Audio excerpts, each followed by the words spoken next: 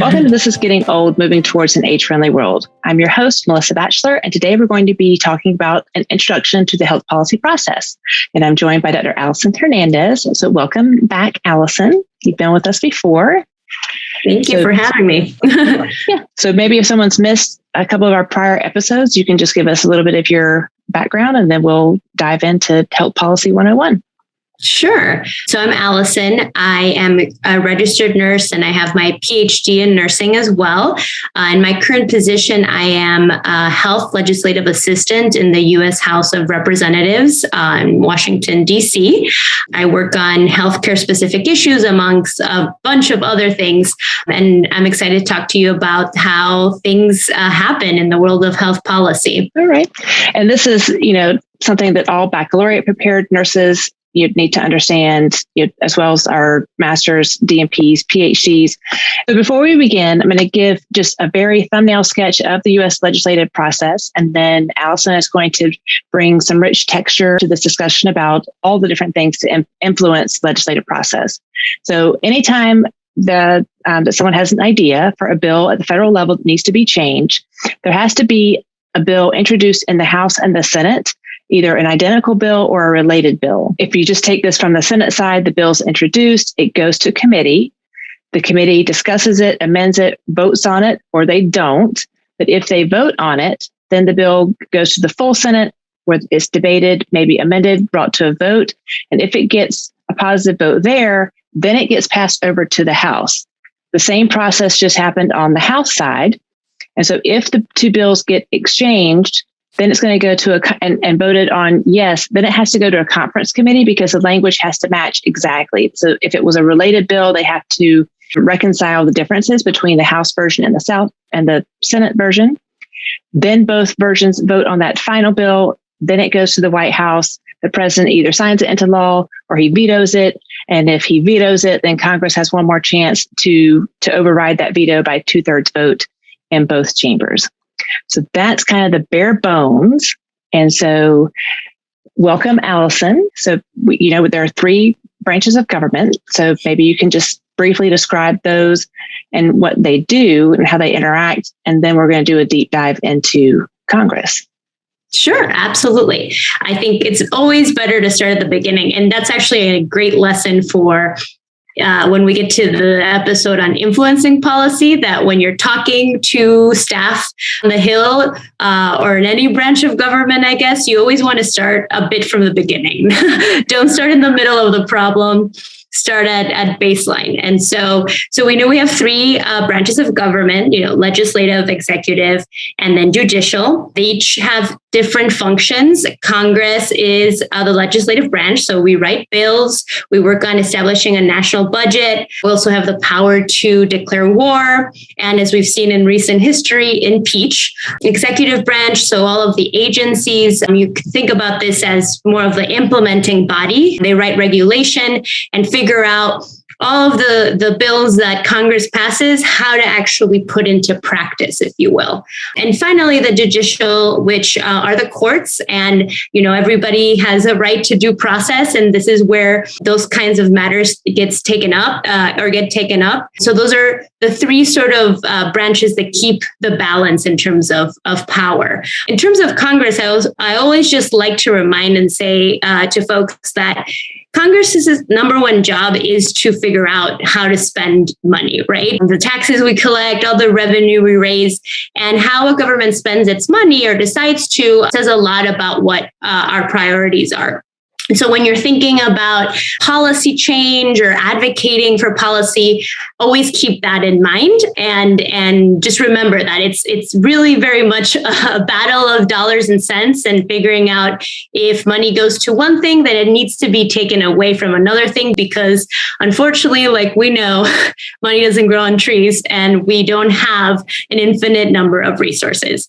I'll just mention quickly, Congress is divided into 2 chambers. The upper chamber chamber. That's the Senate, where we have 100 senators, 2 from each state. They have 6-year terms. The Senate is usually referred to as the cooling chamber, which I know, Melissa, you were a fellow in the Senate, so you can attest to whether that's true or not. But bills are said usually they go to the Senate to die. And that's just a function of government, right? Because they are the chamber that gets to sort of hash out and discuss and take their time when it comes to policy. The House, on the other hand, is much more energetic in the sense that we have 435 members of Congress. They're each representing, obviously, different states, but within the state, different districts. And the districts are based on population. So that's why your census is a really important thing to fill out when it comes around.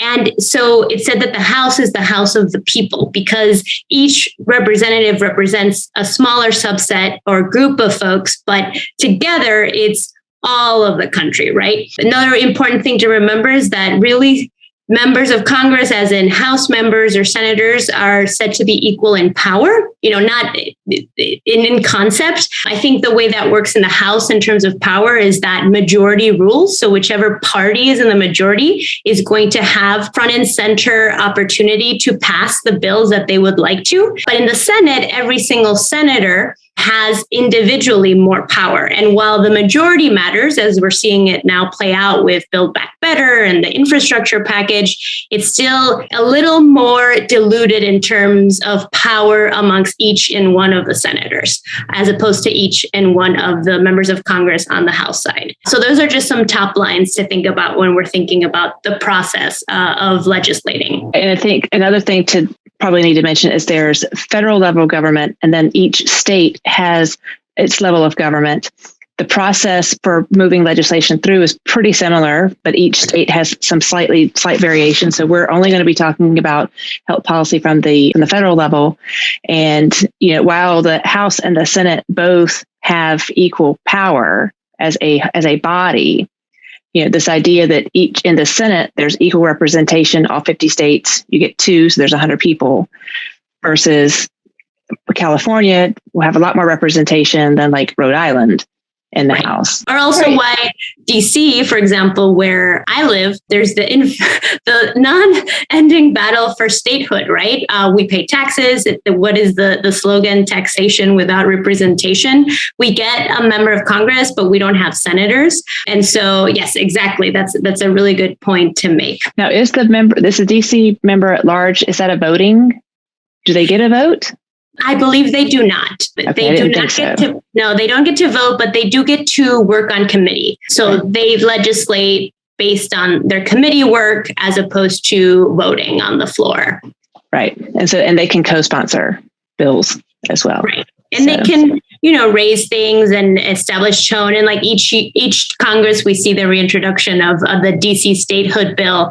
And, we can talk a little bit about the politics, but what's interesting, especially with what's happening now with the Build Back Better about getting the package across the line, you legislate with the Congress you have, not the one you wish you had, right. Which is a lot of the politics we're seeing now is why don't we have a bigger, broader, more progressive bill, for example. Well, we have a lot of progressive members of Congress, but we don't have a majority. So passing and moving things in that vein is a little harder. If DC would have 2 senators, they most likely would be Democratic, which would very much influence how and what we do in terms of passing laws on the Senate side. Right. And then the other thing that you made me think about is we always talk about the 4 Ps. So there's the policy, there's the process, and we'll talk a little bit about both of those. And then what you were just describing is kind of the politics. And then you have the role of the press, which we really saw. I think we still see it a lot with any administration. So you have those 4 things at play to get any piece of legislation kind of across the finish line. So I guess maybe let's start at the beginning of like the actual process. And let's just kind of take that through, and you can pick a side that you want to describe first, because it's kind of something has to happen like in tandem, so concurrently. Right. So yeah, based on the 4, and what's important about your 4 Ps is that you need, there isn't good policy without good politics, and vice versa. They kind of all hinge on each other. And I like this definition of politics. It's the competitive, nonviolent process of allocating resources and power. And right. So I like thinking of that when we introduce the topic of process, because literally, if you use that definition for politics and you think that the word Congress actually means compromise, then when you go into thinking about how we pass laws or make laws or change laws, it's a constant cycle of compromise. They say that in any good negotiation, no one ends up with everything they want. And that's exactly what the legislative process is. So I think I'll start with the idea of committees, because they really play an integral role in policy making. So both chambers, the House and the Senate, have committees.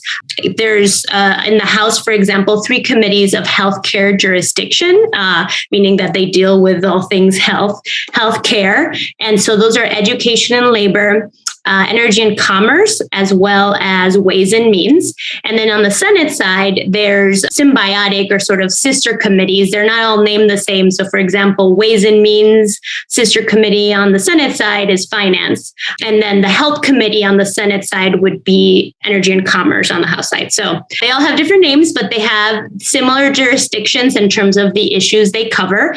And why it's important to think about committees is because the committees work for a chairwoman or chairman. So it's a member of Congress who has, worked their way in terms of tenure and power through different Congresses. So they're usually not freshmen, just recently elected, or never, I should say, although maybe there's some historic precedents for that. And they get positioned at the top of a committee, so sort of like the director, if you will, and then they have a ranking member. So usually the chairman or chairwoman is, not usually, always, is of the majority party.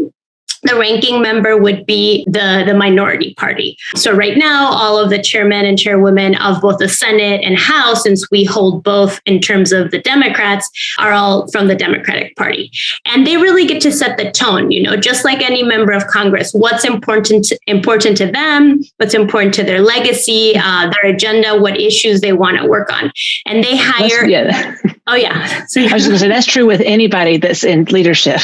They set the agenda. So right. Well, and that's a really good way of thinking, a good analogy to think about like committees and personal offices is that they're like little corporations, right? It's not like the one Congress is, there's the one person that, I guess you could argue at this point, that leads it all. Each individual committee and office is its own culture. And so that's why in this case, the chairman or chairwoman are the directors. They set the tone and they really get to decide, what they're going to work on in terms of the direction of the committee. And so they hire committee staff, which tend to be folks who are very professionally prepared, that have subject matter expertise, a lot of people with PhDs or some sort of, experience outside of government. I work with some folks who have been, for example, on the state side, implementing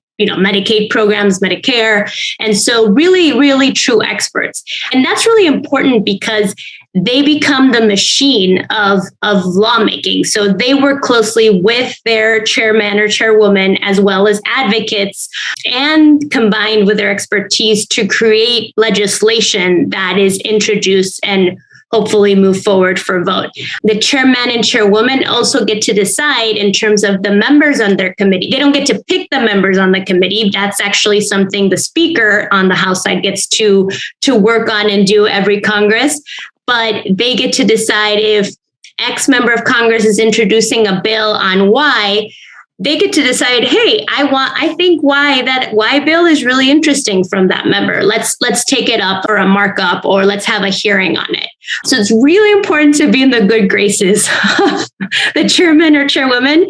And I, as a personal staff or staffer in a personal office, work very closely with committee staff to make sure they know what my boss's priorities are and what we need in terms of getting things done on our end. And this will be sort of my sort of concluding thought on this, is that matters because the committee staff, yes, is working for the chairman or chairwoman, but they also are interested in keeping a majority, right? So they will need to make sure that they're responding to folks like me working for other members on the committee, trying to get everyone's priorities straight and in order. And there are also people who offer advice. So if I have an idea for a bill or something I need to clarify, they are the first people I go to because of their subject matter expertise. And then I know in the Senate, they have special committees. So you want to talk about how the special committees are a little bit different than these other like committees. Right. So to your point, the Special Committee on Aging, which you served as a fellow, I like to think about it, maybe Melissa, I don't know if you agree with this. I like to think about those committees as actual think tanks that live within, in this case, the Senate, that are they don't necessarily have jurisdiction. So they're not covering like a particular thing in the system, if you will, but they can also produce legislation that sets the tone, creates messaging, and influences legislation in other committees. So, for example, your former boss, Senator Bob Casey, who is the chairman of the Aging Committee, he's also on Finance, right, which is the sister committee to Ways and Means, and they have jurisdiction over Medicare, Part A and parts of Part B, amongst other things. And so I can assume that Senator Bob Casey, when he was working on the Aging Committee issues or stuff, he would bring those forward to the Finance Committee as well as a way to move his agenda forward. But I don't know, I would defer to you on how that all worked in terms of the crossover. Yeah. So I would just clarify two things. I was actually in Senator Collins' office. So when I was in the 116th, the chair, he was ranking member. And so you're correct in that the special committees don't have jurisdiction and they actually can't introduce legislation either. But the people on the special committee have independent state offices, which is what you were referring to. So as an individual, they could introduce legislation. And then I do think that the hearings, so the special committees are more about education, raising awareness. And like you said, maybe need to think of them as like influencers. And they can raise different points, but it's not just about health. For aging, there's a lot that's covered, and they focus a lot on like fraud and scams and prices of drug prices. And so I think that you're right. Just clarifying that when legislation is introduced, it comes from an individual member's office, and so that kind of backs up to actually the very beginning of the policy process is someone has to have an idea or a solution that requires federal legislation. And the one thing I like to explain to students, it was like the reason that it does take an act of Congress to change something related to Medicare. Congress controls Medicare, but CMS, Center for Medicare and Medicaid Services, implements that program. But if they want to have a major change in how they're doing business, it has to go back through. So I think you've talked before about a bill around immunizations not being covered by Part D, but then sometimes they were covered by Part B. Right. So it's kind of knowing where you got to get your mail to the right mailbox. But the legislative process starts with some problem that needs to be solved at that federal level. And so somebody has that idea and would come talk to, or email, that their representative's office. So that's another thing of being like a constituent is you need to interact with your representative. You can't just, you could, but you probably wouldn't get very far. Like I don't need to be mailing the senator from Alaska because I live in Virginia. Well, so this is true. So I think first of all, thank you for the clarification on the aging committee or special committees. I was thinking like they think tank bills, but it's important to know that it's the actual other members or senators that are doing the introduction.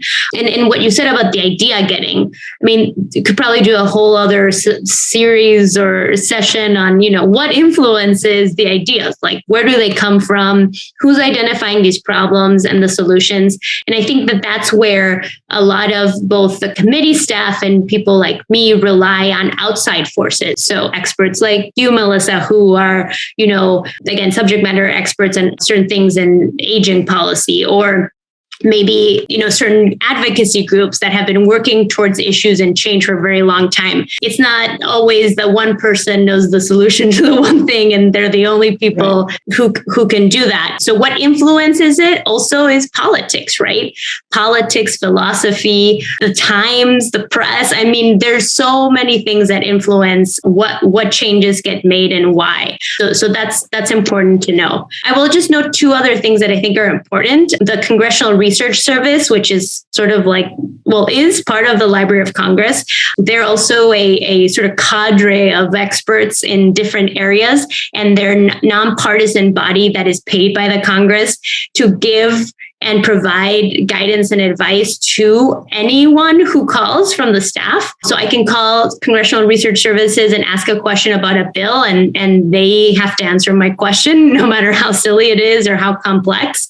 They do a lot of briefings and really great one-pagers on things. So if you're, looking to learn more about something in particular, like how Medicare works, there's a public-facing side to their website, and people can go on there. And the other entity is the Congressional Budget Office, which also a hot topic right now in the news because everyone is waiting for them to release a score for this big bill. And they also provide guidance to the Congress in terms of how much something is projected to cost. And it's not like they score every single bill. It takes a lot of influence and power in terms of just making obvious that this is important enough that we need a score to know to move forward. So just those two things I think are important when doing some research about bills, which I know we'll touch on, but are important to the process. So if a bill's been introduced, in the House of Representatives and it goes to committee, then what actually happens in the committee? Right. So I'll just say that as kind of a funny, cute anecdote is pre-COVID, especially, we used to have to drop bills in the hopper, which is an actual box in the Capitol. And now we can submit them electronically. So we're very modern in Congress. But once that bill gets dropped in the hopper, there's a clerk that looks at the bill and they decide amongst themselves as a team where that bill belongs jurisdictionally. So, and obviously, as you can imagine, there's some bills that have joint jurisdiction. So usually it takes someone with expertise in a certain area in the clerk's office to look through the bill and say, okay, this bill, the majority of the essence deals with X part of Medicare. So it should be Ways and Means as the primary committee of referral, but it also has a component of education. So we're also going to refer it to the Education Committee. Education and Labor. So let's just, as an example. So each bill has a primary committee of referral. Once that bill is sent over or referred to committee, it's again up to the chairman or chairwoman to decide whether to take it up, meaning are they going to look at it, mark it up? Is it a priority? Do we just shove it under the pile of other bills? But one important deciding factor as to whether the bill goes anywhere in a committee is one, who introduced the bill. Did the person doing the introduction, is the person who introduced the bill on that actual committee of primary jurisdiction? Or is it someone on the intelligence committee that just happens to be interested in this one thing in health and so wanted to write a bill? That's really important because when I'm thinking about ideas or I'm being approached by advocates to fix something, my first sort of framework question is, what this idea, this fix that you have, is it within the means of the committee that my boss serves on? Because if it's not, I can introduce a bill from a messaging perspective, but otherwise it's probably not going to go anywhere if it belongs with judiciary and my boss isn't on that committee. So just an important concept to think about. That's why the right mail to the right mailbox analogy comes back. Once it goes to that committee and it's introduced hopefully by a member who is on that committee, then the staff and the chairman will decide whether they're going to take it up and take a closer look. They might decide to do a hearing, sort of like the concept of the bill. So maybe there's a lot of bills that are related to improving the Affordable Care Act, and they want to do a hearing and kind of set the precedent and the stage for bills like this. Or maybe they decide, this is a big bill. It's already gathering a lot of co-sponsorships. It's a priority. committee. It's our member. Let's go ahead and do a markup. On the committee I serve on Ways and Means, we don't do a ton of markups, but many committees often are in constant markup mode. So explain what that term markup means. Yes. So markup means that the entire committee, both majority and minority side, are going to take a closer look at the bill and have the opportunity to amend the bill. That is the parliamentarian process of the markup is the opportunity for any member on that committee, majority or minority, to introduce a change, an amendment. It's a really important and critical time politically for members, whether they're sponsoring the bill or the majority or minority side, to make a statement about how they position themselves on the issue. And so as they read the bill out, so the bill usually is divided in sections or by provision. And as they go through each part of the bill, members get to make, their 5-minute speeches. It's called Strike the Last Word, on how they feel about the bill. It's all on record, so that's why it's important politically. And then any member can introduce an amendment, and then those amendments have to get voted on. So in the House, for example, we have the majority is really important. And so if the chairman requests that the members of the committee are not to introduce amendments, they want to keep the bill clean, then usually that's what happens. So the entire markup process becomes the minority party trying to change the bill little by little, and then requesting the votes on each amendment. And again, it's important politically because it is an opportunity for people to take a stance on issues or to be on record for certain things.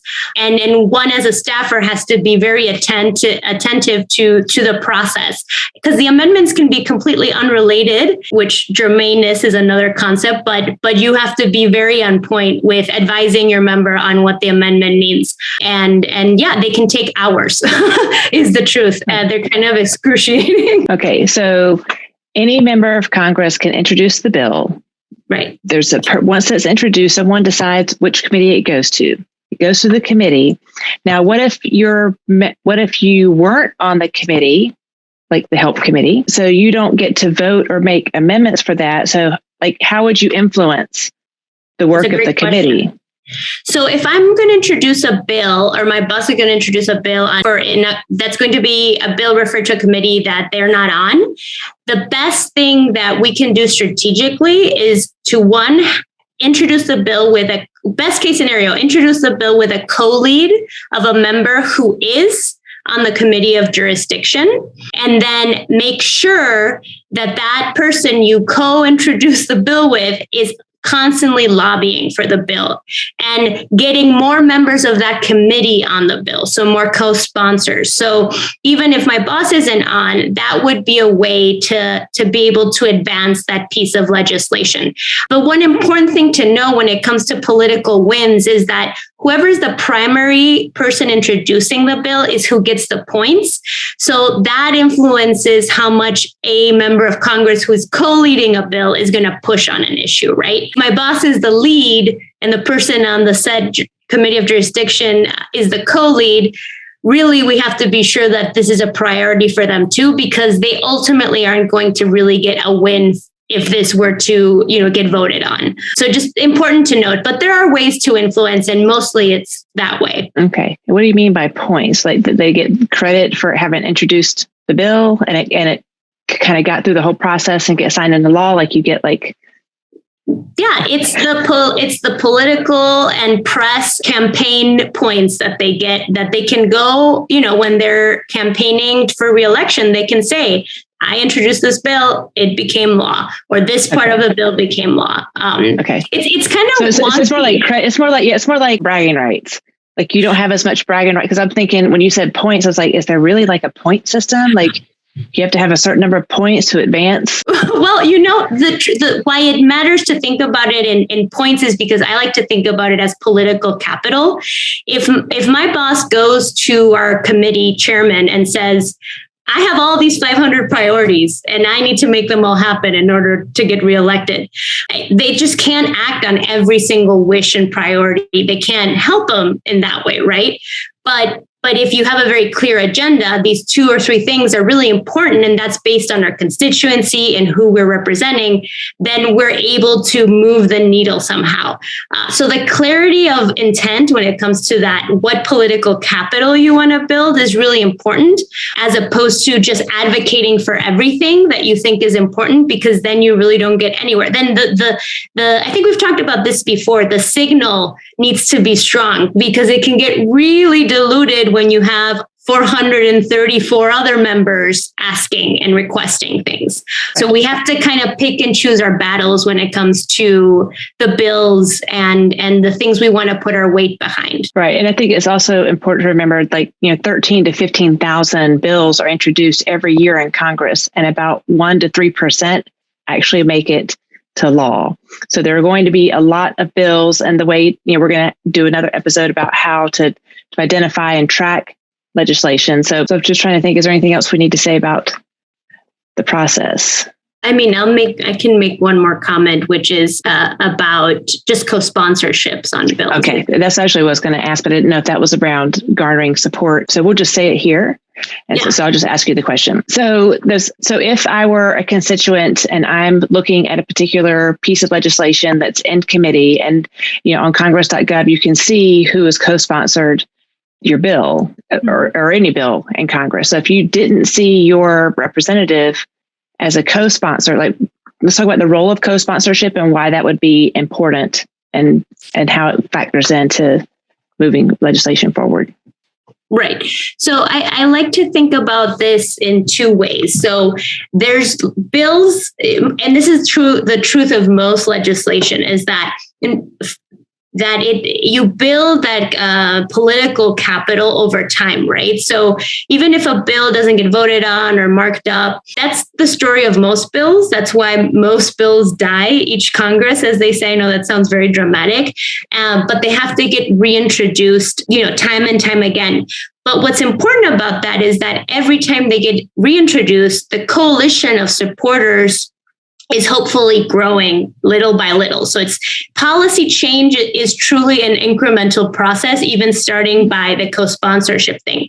Because as a staffer, if someone emails me and says, hey, we're reintroducing this bill from last Congress, your boss was on it, there has been no substantial changes, guess who's getting re-added to that bill? My boss. There's no second thought really, unless there's something major.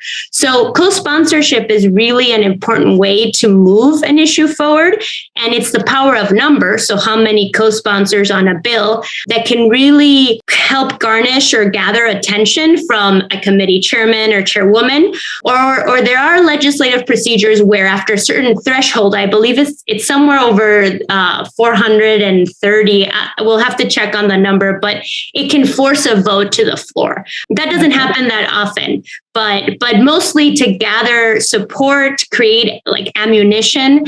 And the last thing I will say is that when someone asks me to co-sponsor a bill, so a constituent writes in, or an advocate visits with us, and the bill has, over 100 co-sponsors, I'm much more likely to advocate for my boss to get on the bill because I can already see it's been sort of vetted, right? Other important things to think about when you're speaking of co-sponsorship is, is the bill bipartisan? Is the bill also, like you said earlier, does it have a companion? Is there an equal bill on the Senate side? And then, who are the leads on that bill, and are they members on set committee of jurisdiction? So co-sponsorship can do a lot. Yeah, and I think knowing what to ask your representative for. So if you're writing to your senator and there's this bill that's in the House that's really great, it's so that they could, potentially introduce the companion, because if you just have one or the other, that bill's not, you have to have both for it to even have a chance, unless it follows a different path, which I think some legislation has. But in general, the path that it has to follow is it has to be a companion in the House and the Senate. And then, if your representative doesn't co-sponsor the bill, that's what you ask for. So it's kind of knowing, again, it's like what mail needs to go in this mailbox? Like what is needed in this process to strengthen the chances that this will make it into law. And I think this is something that I came to learn sort of in time, is that co-sponsorship is very powerful. And obviously it's a chicken or an egg issue. Like you want to co-sponsor bills that have a lot of co-sponsors, but in order to get a lot of co-sponsors, bills have to be co-sponsored.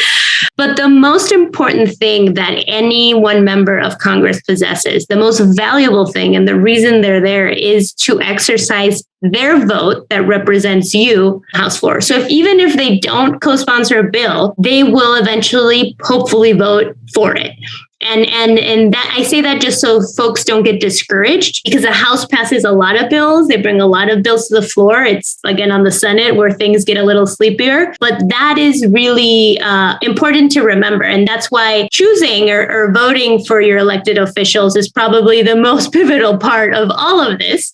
They will eventually exercise the collective voice on the floor. And, co-sponsorship is great, but the vote is most important. Right. And you might want to influence them to not co-sponsor or to not support. So it really just depends on what the issue is and what else needs to happen. So, all right. Well, thank you so much for sharing kind of this Health Policy 101, or just an introduction to the policy process. Obvious that it's a pretty complex thing that happens. And we did a lot of bobbing and weaving here in this episode. So the first of this series that we did was around how nurses can get involved in policy and why that's important. This is kind of the introduction to the policy process. And so I hope people will join us for the follow-up, where we're going to talk about how to kind of help move legislation forward and how to communicate with policymakers. So Great. Thank you so much. Thank you. Thank you for tuning in to This is Getting Old, Moving Towards an Age-Friendly World. I'm your host, Melissa Batchelor, and if you'd like to learn more, you can check out my other episodes on my YouTube channel by subscribing and ringing the bell to get immediate notifications when new content comes out. In addition, you can also find the audio version of the podcast on Amazon Music, Spotify, iTunes, and Stitcher. Please feel free to leave an honest review, because more reviews mean more awareness of the podcast and helps us move towards an age-friendly world. If you have a comment or a question, you can visit my website, melissabphd.com.